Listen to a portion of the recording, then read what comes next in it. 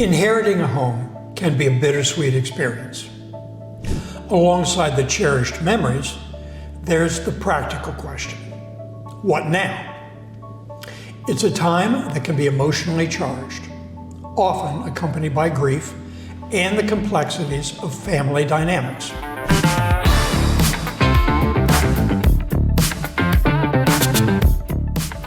Hello, and welcome to Nova Real Estate Solutions.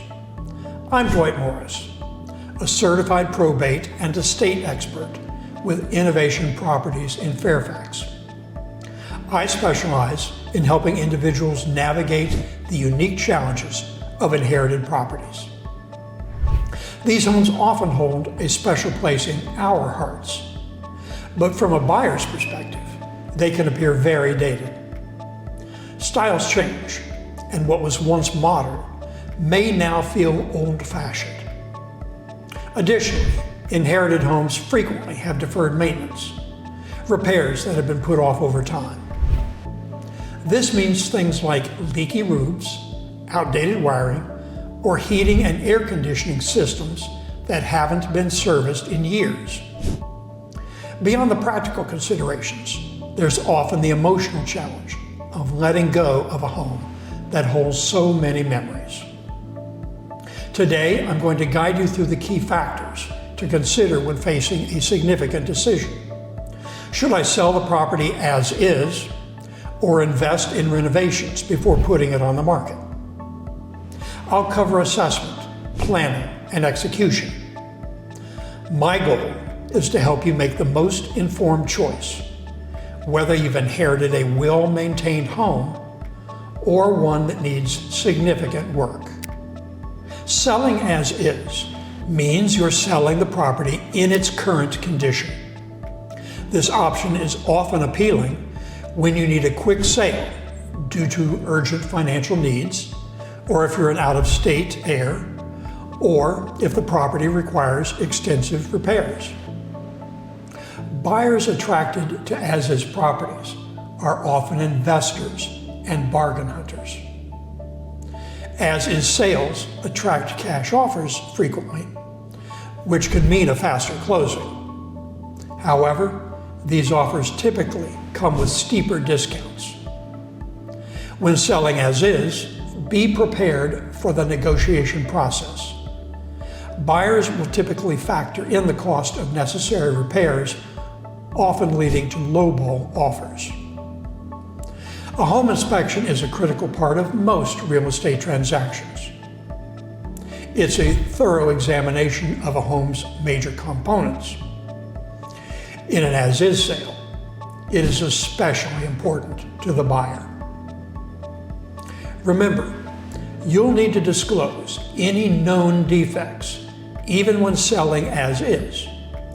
While you can close the deal faster, avoiding additional holding costs like mortgage payments, taxes, and insurance, you may face challenges attracting traditional buyers who mostly prefer move-in ready homes. The term curb appeal is about the first impression a home makes. Selling as is often means less curb appeal. Renovating before selling can significantly increase your property's value and attract a wider pool of buyers. Focus on renovations that offer the highest return on investment, such as kitchen and bathroom updates, new flooring, fresh paint, and curb appeal improvements. Curb appeal improvements can include landscaping, painting the front door, or replacing worn-out hardware.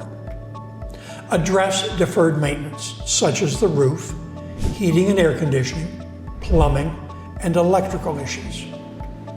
Create a realistic renovation budget, including a contingency fund for unexpected expenses. Get multiple contractor quotes and manage timelines effectively. Consider current design trends and choose neutral colors to appeal to a broader range of buyers. Ensure all renovations are done with proper permits. Renovations, especially large remodels, can be stressful, and this is a factor to consider. But don't misunderstand me. You do not have to do everything in order to sell the home for more than you would get if you sold as is. A recent client of mine initially wanted me to look for an investor who would pay cash for the property, renovate it, and resell it. I collected 3 such offers, all offering between 65% and 75% of what the heirs were hoping to get for what was a dated but structurally sound home. No one was particularly excited. So we sat down together and I helped them develop a plan to spend a modest renovation budget of $20,000. As the renovations progressed, the budget increased to roughly $24,000 due to adding new lighting fixtures, doorknobs, hinges, and other little things to create a great first impression. We improved the kitchen, but it was certainly not anything close to a full renovation. We did nothing to the seriously dated bathrooms. Yet, once the renovations were completed, we listed and sold the home in a week for $70,000 more than they had hoped to get for the house, and $158,000 more than the highest investor offered. All this is to say that if you don't have or want to spend the $50,000 or more it might take to get the absolute top dollar for a home you've inherited, a little investment can sometimes go a long way if spent properly. Several factors will influence your decision. First, analyze local market conditions and recent sales of similar properties in the area. These help determine the property's fair market value. Is it a seller's market, like the one we've had in Northern Virginia for most of the past 6 or 7 years, where the number of buyers far outpaces the number of sellers? Or is it a buyer's market, where sellers outnumber buyers? Here in Northern Virginia, we're certainly not in a buyer's market yet, but there are signs that the market is changing. Understand the impact of seasonal trends. You almost certainly will get more for the house in May than you will get for it in November or December. Next, assess the property's condition. Consider getting a pre-market appraisal of your own. Calculate your holding costs, that is, the costs that accrue while the property is being sold, such as taxes, utilities, and insurance. And consider the tax implications of selling. Create a realistic timeline for either selling as is or renovating. The probate process can significantly affect this timeline. Calculating your return on investment is crucial. Get multiple estimates from contractors to determine renovation costs, including materials, labor, and permits. It's crucial to get accurate estimates from reputable contractors. Underestimating costs can significantly impact your return on investment. Understand the difference in cost between doing it yourself and hiring a professional. It's one thing to take on the painting if you have some experience, the time and the energy. Don't try to renovate the kitchen or the bathroom unless you are a licensed contractor. One thing you can do to save money is buy some or all of the materials yourself. If you're replacing the appliances, buy them yourself and only pay to have them installed. Renovating the bathroom, buy the cabinets, toilet, the sink, and vanity. Then have the contractor install them. You'll save money by avoiding the contractor's markup on these purchases. To set a reasonable sales price, use comparable sales data to establish the post-renovation market value.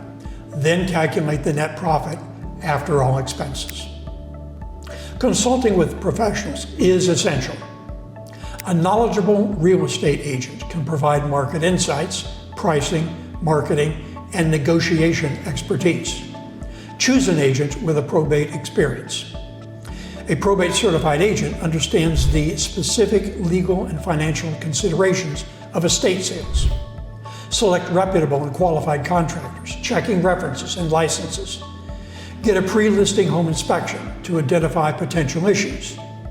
Work with legal and financial advisors to navigate the complexities of probate and taxes. Ultimately, the decision to sell as is or renovate depends on your individual circumstances. There's no one-size-fits-all answer. By carefully considering the factors we've discussed, market conditions, property conditions, budget, and timeline, you can make an informed choice that maximizes your return and minimizes stress. Remember, this process can be complex, but you don't have to navigate it alone.